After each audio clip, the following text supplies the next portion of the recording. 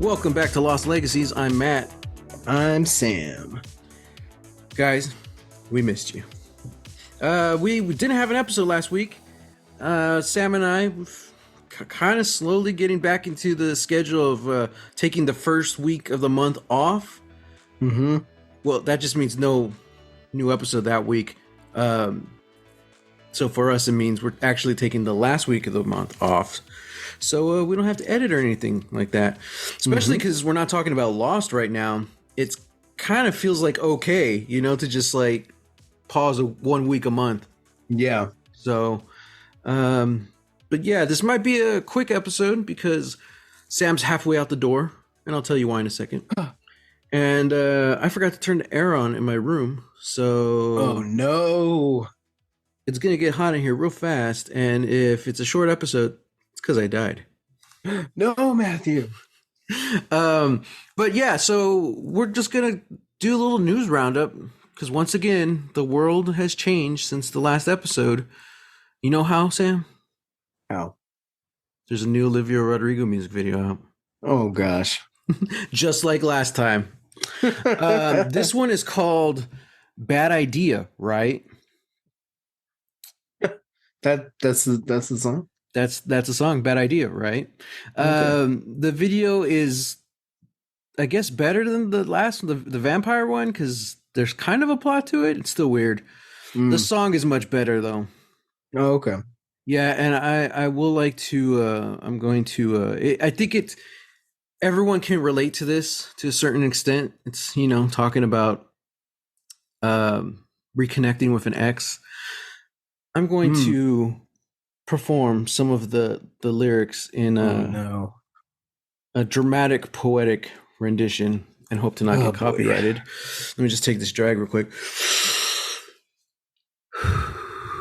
We here at Lost Legacies do not endorse any smoking products.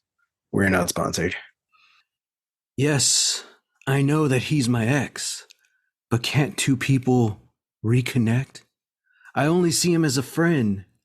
The biggest lie I ever said. Oh yes, I know that he's my ex, but can't two people reconnect? I only see him as a friend. I just tripped and fell into his bed. I didn't have a migraine when we first started recording. Now I do. Yeah, we've all been there, man. We've all been there. Have we? I don't know. I just assume almost everyone has made the mistake of texting an ex. Maybe, yeah. Maybe. Yeah. Oh well. Oh well. Anyway, it's interesting. Good luck, Olivia. Good luck. Good luck with that. It is interesting. I'm kind of intrigued because she does cuss in this one as well. I think she does in Vampire. There might be an F-bomb in there. There is for sure in this one. But she still has it's like that kind of popish punk kind of vibe to it a little bit. Mm-hmm. And I know a lot of her fans are really young girls. So I'm like, I just don't know who this is appealing to anymore. And this goes back to the whole Riot Girl thing we talked about last time. Like, I just don't understand the world anymore, Sam. I don't know. I am looking forward to the album, though. I'll give it a try. I did enjoy this one more than Vampire. So good luck on that, Liv. Just as I say, just let her live.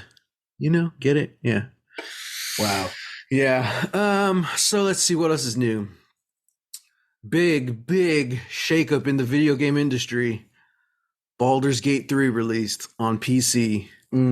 Topped out at 800,000 people playing at one time. Woo. Yeah, dude, it's wild. And I think that might just be on Steam. Wow. I don't remember exactly. And then in a couple weeks, it's gonna drop on PlayStation. That's gonna be wild because right now, I don't know if it's still there right now, but it did reach the top pre-ordered game for PS5 for a while. Even beating out, I think they said the new Madden. But I have some data, statistics. I have some stats for you here. Analysis. So Larian Studios, the creators of Baldur's Gate 3, posted this today. Last weekend, you played 1,225 years of Baldur's Gate 3. Wow. Yeah, so in that weekend, out of everyone in the world, only 368 people managed to finish the game in the opening weekend. Wow. 93% of players rolled a custom character. Players spent a combined 88 years in character creation. On one hand, I'm like, guys, go outside. But on the other hand, I'm like, that's totally me. It took me an hour and a half to build my Mass Effect character, and then I didn't even play the game till the next day. So that's gonna be me. Nearly 10% of all characters spent at least an hour in character creation. Dang. Yeah. Man. Yeah. I guess that tracks. Cause I want to see everything. I want to see combinations. I want to try different stuff. Yeah. Sometimes I even just completely make the character based off of what I find in the character creation. That's what I did in Mass Effect. Oh, really? Yeah. Interesting. Yeah, just because I go through all the options and I'm like, oh, that looks kind of cool. What is that going to look right with this? And then, well, let me not decide. Let me go through the hair next and let me see that's a pretty good haircut. Is that going to go with that like cool face scar that I saw? I don't know. Okay, let's keep going. Yeah, I do all that. Yeah, you see, I'm kind of opposite. Like, I tend to make myself in my first go. Usually, this is the closest version to Matt in this world, because you want to feel like that protagonist in this crazy story. And so it kind of looks like me.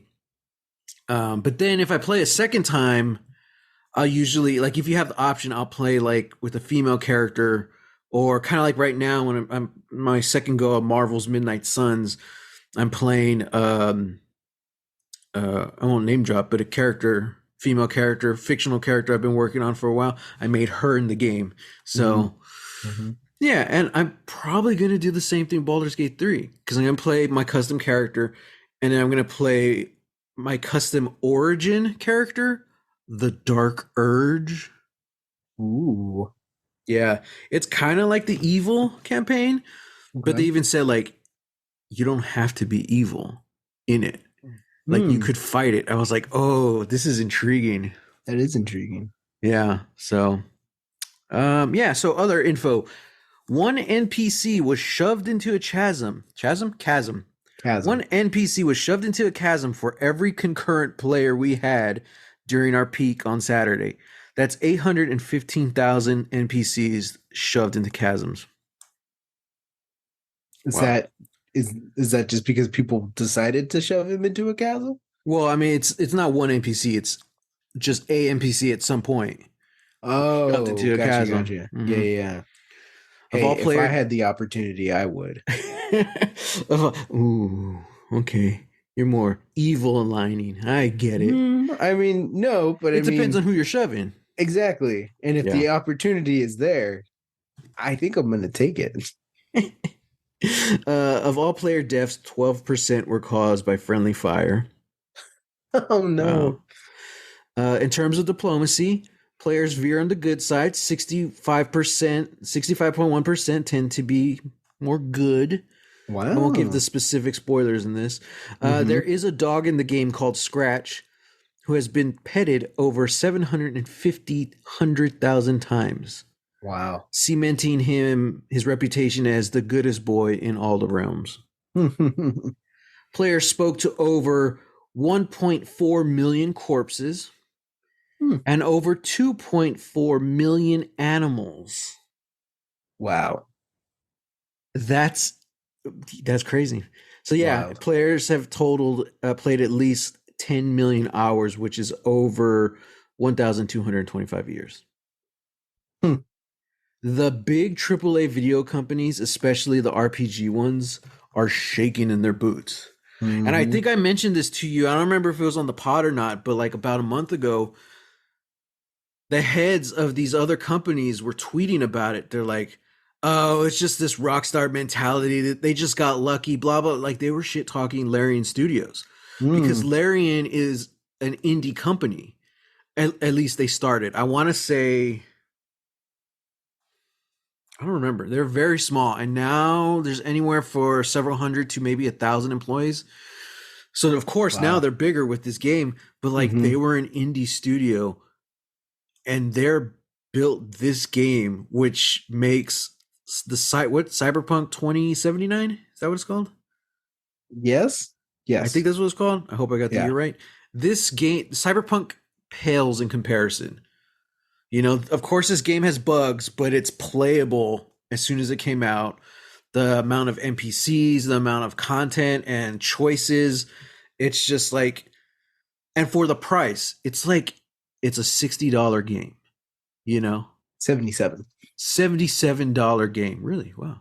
No. Cyberpunk 77 to Oh, Cyberpunk 2077. okay. All right. There you go. Gosh. It's a $60 game, you know, which is what most games are, but it's providing so much more than these AAA companies.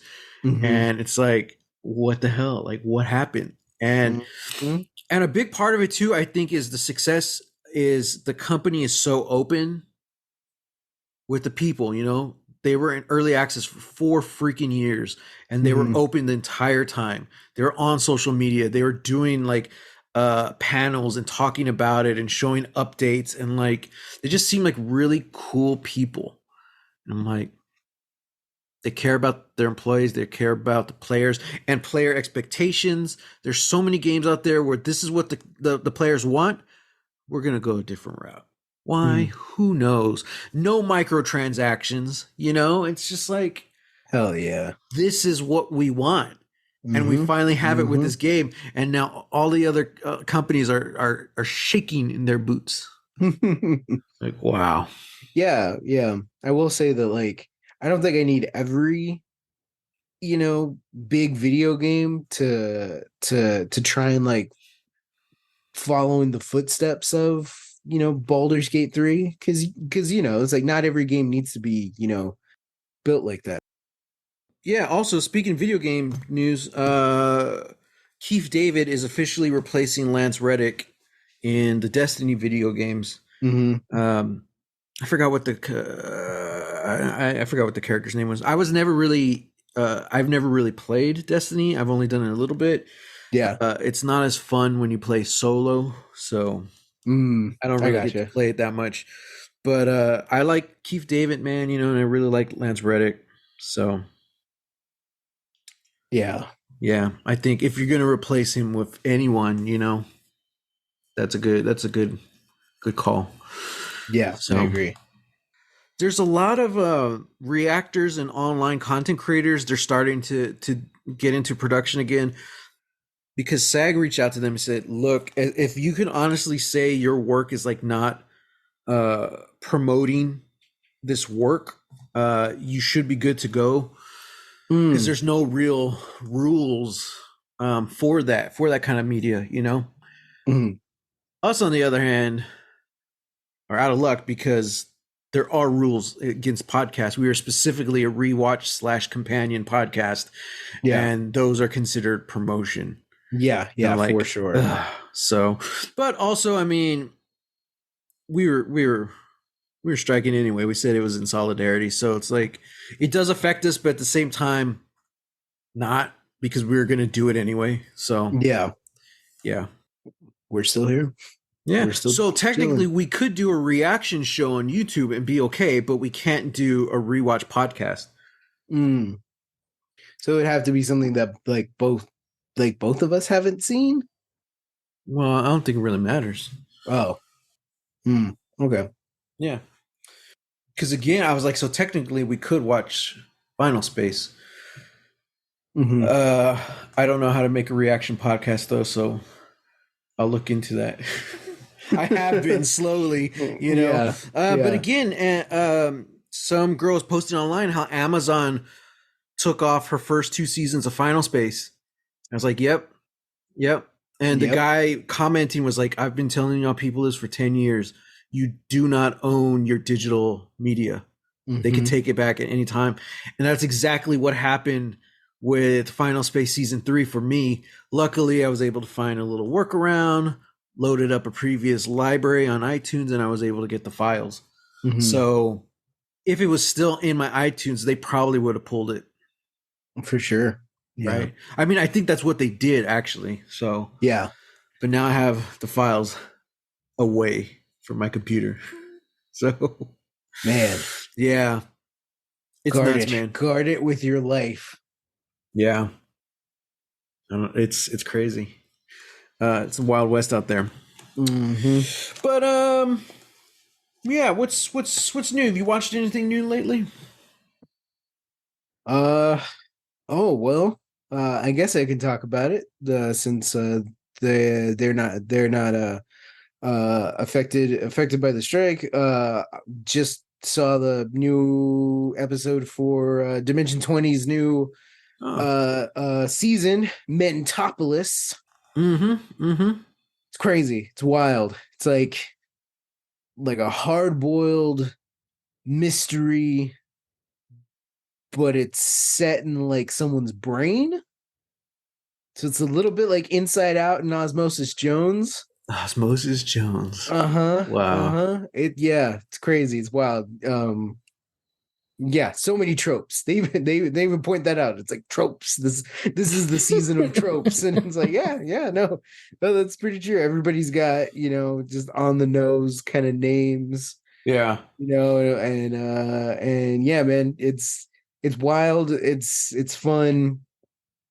Uh yeah, it's good. Yeah, it's good to be back, and you know, I'm glad Dropout as a company is they're still supporting CEO Sam Reich. He's donated like $10,000 of his own Mm-hmm. money to writer and actor funds, in support for the strike. So yeah, crazy, great company, and Yeah. yeah, and Yeah. they're pushing out this stuff, and I love it. I didn't realize how far in advance they film stuff. Because he had talked Yeah. about that they have content to go the rest of the year if they were, a struck Hmm. company. Hmm. Um Yeah, he said that they've got enough in the pipeline to get them through, I believe, January of next year. yeah. Because Yeah. this one was filmed before Brennan got married. And that Yeah. was several months ago? Mm-hmm. Mm-hmm. Like in the spring, maybe? It was right around the time the Dungeons and Dragons movie came out. Okay, so that was March. Yeah. Yeah. Wow.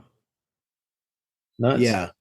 Yeah, Well, I mean, it makes sense because the amount of editing that goes into it, it's so well made. Yeah. Yeah. So, Oh yeah, and this season too, I feel like they put like a little bit more emphasis on the music. mm, Yeah, like the music the season is really great. It's got mhm. that bluesy kind of jazzy kind of, you Yeah. know, the perfect for when you're walking down the alley and there's big shadows everywhere. Yeah. Yeah, love Interesting. it. That's awesome. And tonight, you're halfway out the door right now. That's what I said earlier, because you're going to the movies. What are you That's going to go right. see, Sam? Tell Well, us. I'm going to go see a movie that is 20 years in production. Jeez. It Yeah. is The Last Voyage of the Demeter.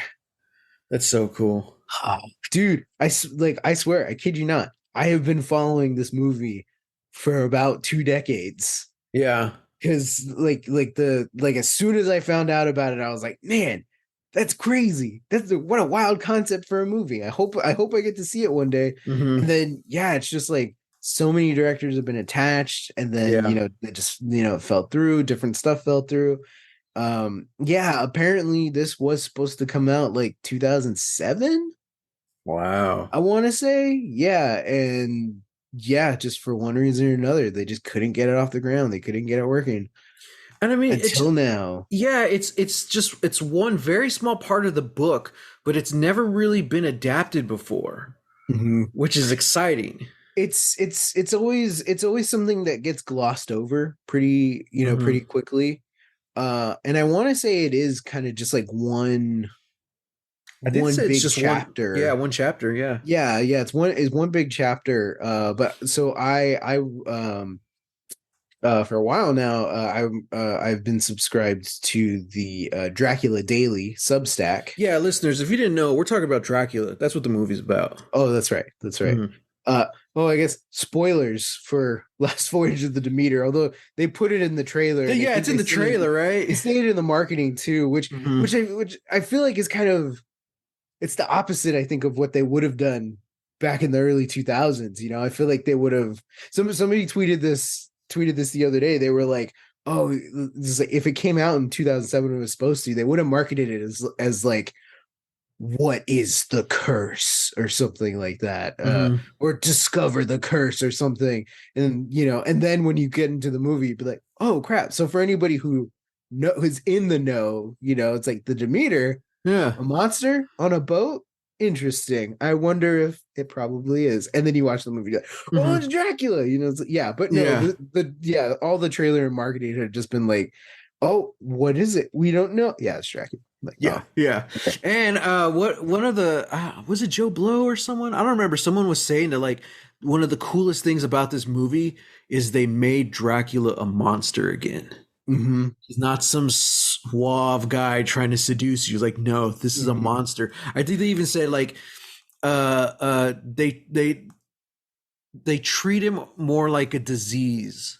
The Mm. way the like the influence, behind the writers, it feels like more like a plague. You're being Mm-hmm. attacked by something like that. I was like, oh wow, that's crazy. Yeah. Yeah. Um I yeah, I love that.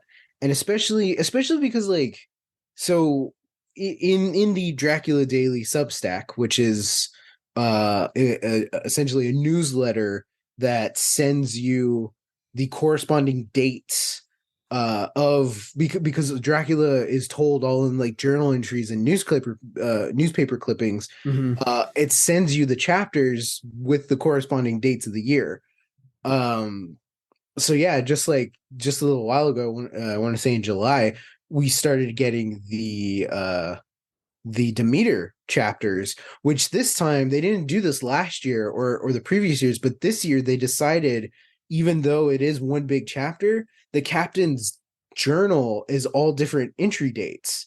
Hmm. So they just decided to do those little snippets of the journal with the Yeah. corresponding dates. So there were some where it's just like, well, uh fair sailing today, you know, crew in good order, making great time. And that was it. And Oh then wow. a day later or 2 days later we get the next part. Everyone's dead. Yeah, everyone's dead. Um so yeah, like I don't know, it was just really cool to like go day by day. And you know, other people have chapters in between the Demeter stuff, so we were getting that as well. Oh wow. So like That they're was happening at the same time?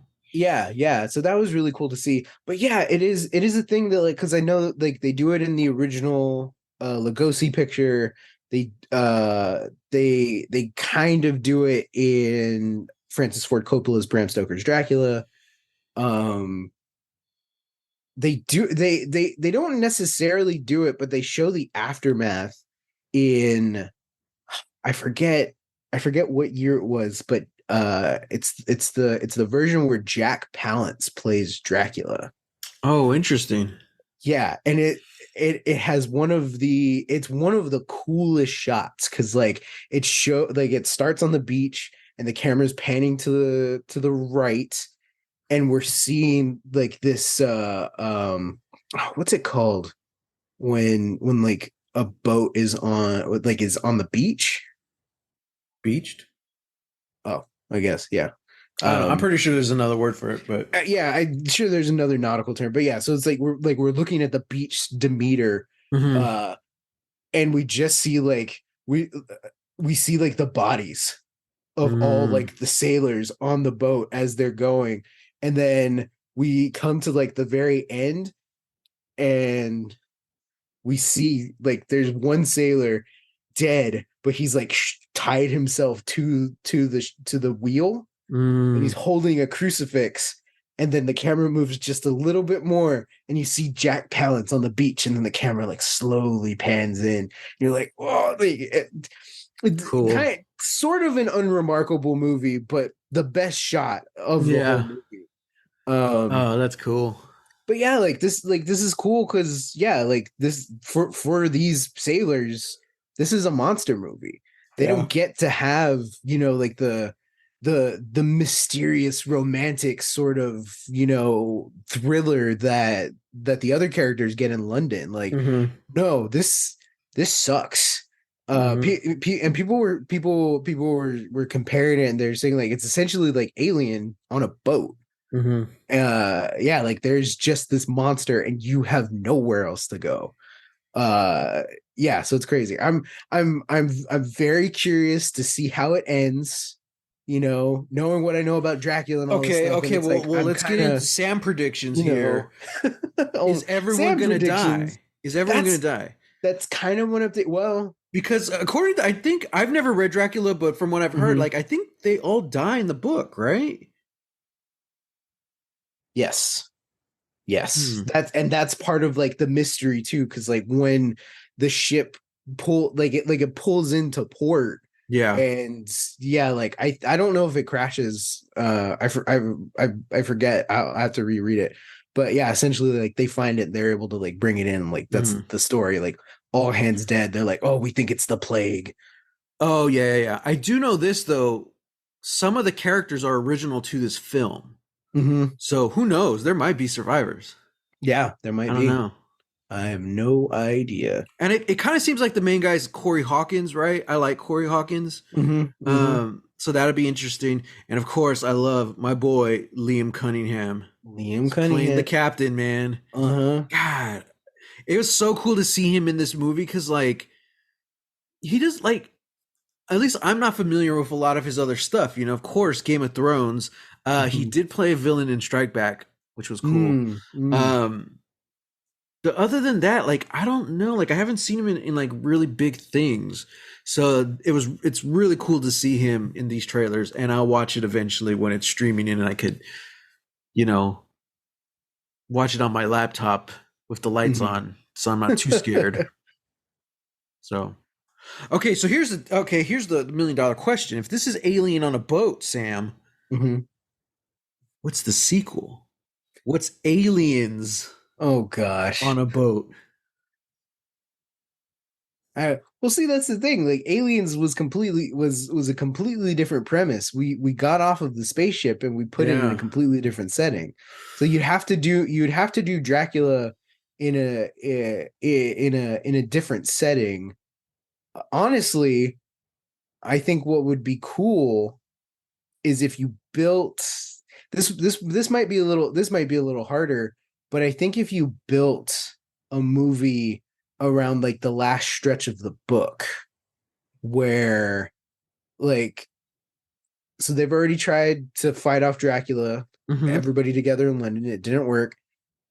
And so now the entire last part of it is like, okay, Dracula's trying to get his like himself in his coffin, trying to get back to Transylvania. And so the entire team is like trying to figure out, how do we get there first? How do we beat him there? Mm. And this is where parts of the earlier in the book come into play, where like, oh, it's kind of quirky, look at how quirky Mina is, because she's so apt or adept with train schedules and trying to figure, like, it's such a Mm. quirky little thing that she has. And then no, she becomes the key player in the whole thing because she's the one who knows meticulously the train schedules of all of Europe. So Thank she's God for trying to, autism. thank God for autism. Thank God. And yeah, she's like, okay, now we got to get there first. Mm-hmm. Like, yeah, so they're But if we they're like hijack copying. this train and go twice as fast, we'll get there first. We'll get there first. So are we Yeah. setting this on a train? It would be like, see, it would be weird because a lot of it is just chase. Yeah. It's just chase and chase and chase. So it's like they're never really meeting. They don't meet Dracula or anybody until like like kind of the very end. They do Mhm. like Dracula does have like some people in his employ, Mhm. that like do like this, like try to hunt them or halt them and stuff like that. I don't I it's it's been so long, and like I remember the last bits of it last year were a little bit of a blur for me, but I remember in Francis Ford Coppola's version, um Mina and Van Helsing get to Castle Dracula first, and then they have to like fight off the brides. Yeah. And so that's a whole thing. And then, as like Dracula is being, ridden in on a carriage, you've got the other guys riding in on horseback. So it kind of becomes a quick Western for a little bit, which makes sense because there's a cowboy in the party, Mhm. and yeah, so there's gunfighting, and then they gotta kill the guys and blah blah blah. Yeah. So if you Awesome. could so if you could do it right, I feel like there would be a cool like thriller drama mixed in with like some action horror Yeah. to just doing that last part, Oh, you that's so know? cool. Because yeah, also like that's kind of a thing too. Like a lot of adaptations, they kind of like they take chunks of the book and the story, and then they just sort of like they kind of fizzle out towards the end for a little bit, Mhm. most of them don't have a chase. Like most of the stories either always take place in like a singular location, or they only go like, oh, we were in Dracula's castle and now we're in London, and then he dies in London. And it's like, no, like that's not what happens. Like Mhm. the whole point is the escape, is the fact that like he's gonna get away, you Yeah. know so yeah, Mm. if you could find a way to like build that into its own little movie, I think that'd be pretty rad. I like that. I like that a lot. Mhm. And we end the film with Olivia Rodrigo's vampire. Oh gosh, give me something else. At least rip off the end of the cave and put Nemo by Nightwish. Nightwish. Yeah, Yeah. you What's a know. good vampire song? I was thinking about this today. I looked for some reason. Oh, because I was looking up Skinwalker videos on. Oi. I don't have TikTok, but I watch TikTok through Instagram. Uh, so I was in the mood for a hunt, Mm-hmm. and so I was looking Mm-hmm. through Spotify for monster hunting playlist. Mm-hmm. Kind of cool. You get Monster Hunter, the video game, so it's all like this kind of like anime music, and then you get like the playlists which are like just super dark and goth. I was like, yeah, Yeah. let's do it. That's cool. I like that. That would be interesting. A chase, the fight. It's like the Amazing Race, but with Dracula. Yeah. Yeah, kind of. Yeah. Although I think I would just end it with Sharon Van Etten's Every Time the Sun Comes Up. Ooh, I like that. It's a great I don't song, know and what and song that is. and Like I like had to and look the it up. yeah, I'll send it to you. But yeah, essentially the chorus is Every Time the Sun Comes Up, I'm in trouble. Every time the sun comes up. I'm in trouble. Oh, well, yeah, Oh, you got so it. I was taking oh a dramatic pause, but you got it. I was yeah, indulging a little bit, yeah. but it's We're good, we're because that wasn't we're realistic. Like we're actors, doing it back and forth, you yeah, know? actors who really indulge in those pauses, it's just fake. It's just BS. So Yeah, I'm glad yeah. you stepped in and saved me from myself. Yeah, Yeah, real people don't talk like that. yeah. Well, unless you're me, but yeah. Or me. That's why I don't have friends. Damn, Matt's a nice guy, but he just takes so many dramatic pauses for It's so dramatic. for the least dramatic moments. Yeah, it took like you go up to McDonald's, and you try and order, and it's like 10 minutes with this guy. Mm-hmm. He's just like, Want "Can a I double have cheeseburger, please? double cheeseburger, Double, please?" double cheeseburgers. Oh gosh, double cheeseburger. Double cheeseburgers. Right? Yeah, And that's then by two. that time, and that's just his order. So by the time Oh yeah. it's time to get to us, we're like, what, we'll go Or the one inside. the one I always run into this. Is your ice cream machine working? No, sir. I'm sorry. and just drive away in silence. Oh, Oh. and then you drive away. Uh-huh. Who are Listening you, to Olivia John Wick? Rodrigo's Traitor song. Oh gosh. Yeah.